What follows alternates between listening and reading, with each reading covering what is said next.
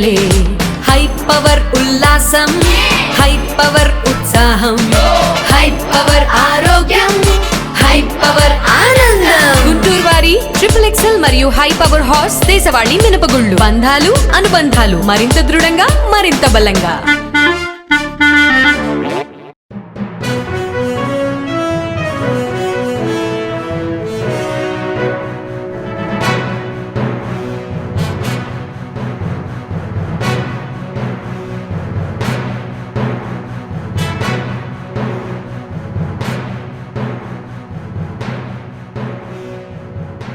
నమస్కారం, welcome to NXTG news.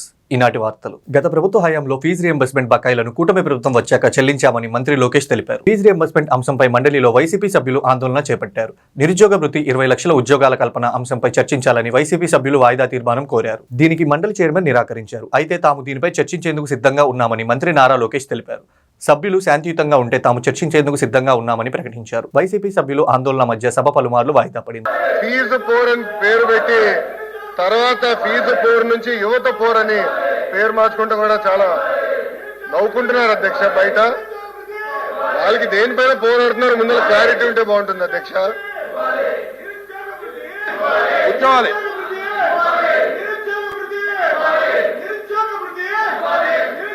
దయచేసి కూర్చోండి, దయచేసి కూర్చోండి, దయచేసి కూర్చోవాలి. No.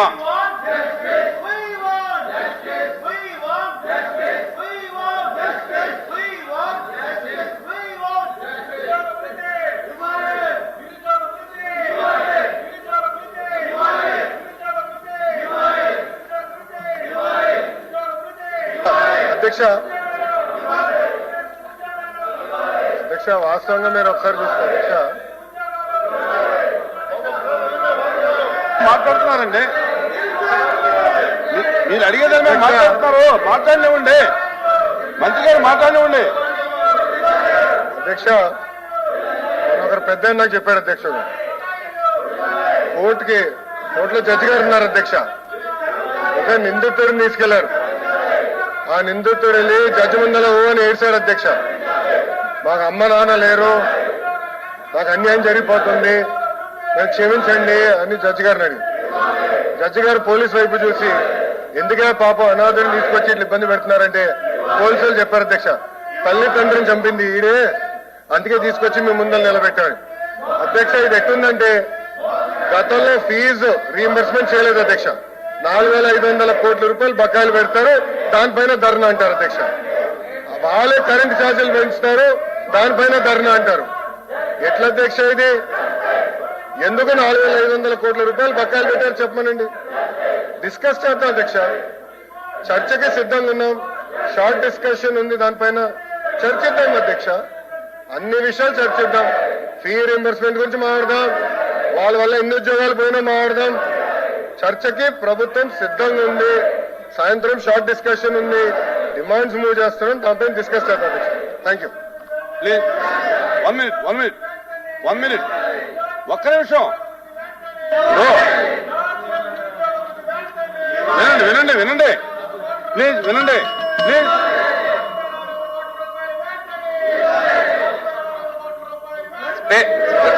మీరు రూలింగ్ ఇచ్చారు అధ్యక్ష, మీరు రిజెక్ట్ చేశారు. ఉదయమే రాజమండ్రి సెంట్రల్ జైల్లో బోరుగడ్డ అనిల్ లొంగిపోయారు.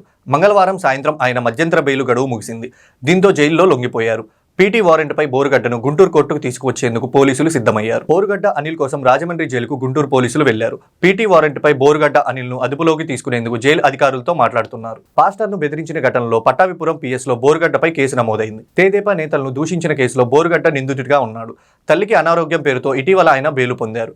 ఇందుకోసం నకిలీ మెడికల్ సర్టిఫికేట్లు సృష్టించినట్లు పోలీసులు నిర్ధారించారు. నకిలీ పత్రాల పేరుతో ఈ నెల 1న బోరుగడ్డ మధ్యంతర బెయిలు పొడిగించనున్నారు. గత ప్రభుత్వం వైసీపీ అనుయాయులను దోచిపెట్టేందుకు గ్రామాల్లో రీసర్వే పేరిట భూదోపిడీకి పాల్పడిందని మంత్రి అనగాని సత్యప్రసాద్ స్పష్టం చేశారు. శాసనసభల్లో సభ్యులు అడిగిన ప్రశ్నలకు సమాధానం చెప్పిన మంత్రి, గ్రామ సభల్లో 90% ఫిర్యాదులు రెవెన్యూకి సంబంధించినవేనని వాటికి ఒక్కొక్కటిగా పరిష్కరిస్తున్నట్లు తెలిపారు. 6 నెలల తర్వాత అసెంబ్లీలోకి అడుగుపెట్టిన మాజీ ముఖ్యమంత్రి బారాస అధినేత కేసీఆర్ తెలంగాణ అసెంబ్లీ ప్రాంగణానికి చేరుకున్నారు. కేసీఆర్ కు బారాస ఎమ్మెల్యేలు ఎమ్మెల్సీలు స్వాగతం పలికారు. అనంతరం అనంతరం వారితో కేసీఆర్ సమావేశమయ్యారు. అసెంబ్లీలో బారాస అనుసరించాల్సిన వ్యూహంపై ఆయన దిశానిర్దేశాలు చేస్తున్నట్లు సమాచారం. పరిపాలకుల అధ్యక్ష రీసర్వే అని చెప్పేసి స్వార్థంతో దోచుకోవాలి, పేదల్ని ఇబ్బంది పెట్టాలి, ఏదైతే గ్రామ కంఠాలు ఉన్నాయో గ్రామంలో సర్ప్లస్ ల్యాండ్స్ ఉన్నాయో అవన్నీ కూడా వారి అనువాయాల పేరు రాసుకోవాలని చెప్పే దురాలోచనతో రీసర్వే చేశారు అధ్యక్ష. గతంలో 6,688 గ్రామాల్లో చేశారు అధ్యక్ష.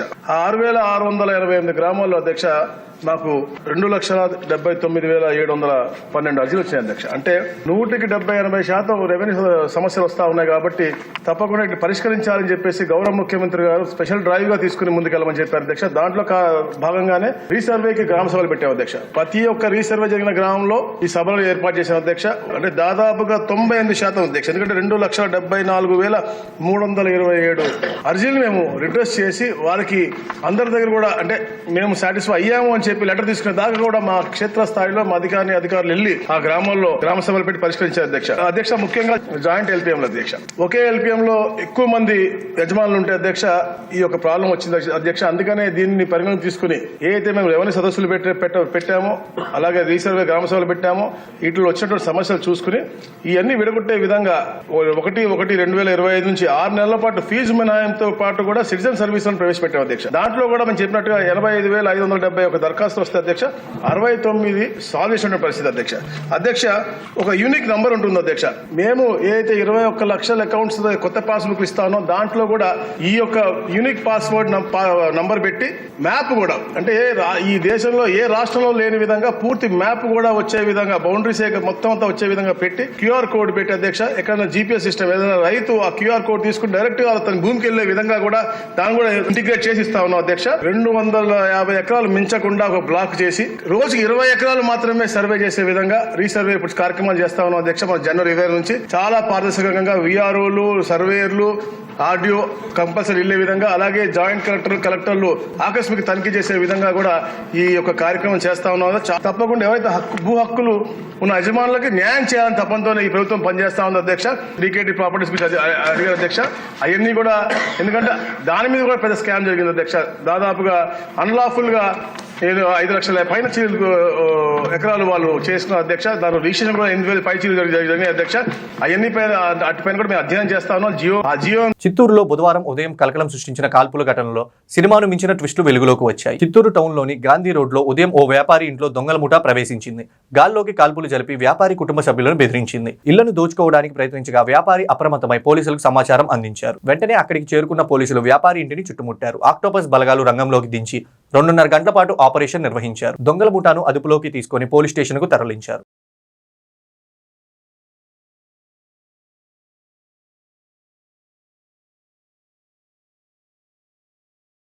వైఎస్ఆర్ కాంగ్రెస్ పార్టీ ఆవిర్భవించి 15 ఏళ్లు అవుతుందని, ప్రజల కష్టాల నుంచి పుట్టిన పార్టీ అని, ప్రతిపక్షంలో కూర్చోవడం కొత్త కాదని ఆ పార్టీ అధ్యక్షుడు మాజీ సీఎం జగన్మోహన్ రెడ్డి అన్నారు. ఈ సందర్భంగా బుధవారం ఆయన మీడియాతో మాట్లాడుతూ గతంలో ప్రతిపక్షంలో ఉన్నామని, కన్ను మూసి కన్ను తెరిచేలోపు ఏడాది గడిచిందన్నారు. మరో 3-4 ఏళ్లు గడిచేసరికి వచ్చేది వైసీపీనని అన్నారు. గత వైసీపీ పాలనలో అన్ని వర్గాలకు హక్కున చేర్చుకున్నామని, వైసీపీ ఏదైనా చెప్పిందంటే చేస్తుందన్న నమ్మకమని ఆయన అన్నారు. విద్యా దీవెన, వసతి దీవెనకు సంబంధించి ఇవాళ యాదృచ్ఛికంగా నిరసన కార్యక్రమం జరుగుతుందన్నారు. ప్రజల కష్టాలను వైఎస్ఆర్సీపీ పార్టీ తమ కష్టాలుగా భావించి ప్రజల తరపున వాయిస్ ఆఫ్ ది వాయిస్లెస్ కింద ప్రతి అడుగులోనూ పోరాటం చేస్తూనే వస్తూ ఉంది వైఎస్ఆర్సీపీ. ఈరోజు ప్రతిపక్షంలో మనం కూర్చోవడం కొత్త కాదు. ఈ 15 ఏళ్ల మన ప్రయాణంలో 10 సంవత్సరాలు మనం ప్రతిపక్షంలోనే ఉన్నాం. దీటైన సమాధానం అధికారంలో ఉన్న వాళ్ళకు ఎప్పుడు ఇస్తూనే వచ్చాం. కళ్ళు మూసుకొని కళ్ళు తెరిచేసరికి సంవత్సరం అయిపోయింది. ఇప్పటికే మరో 3 సంవత్సరాలు 4 సంవత్సరాలలో మళ్ళీ ఈసారి వచ్చేది మళ్ళీ వైఎస్ఆర్సీపీ పార్టీనే.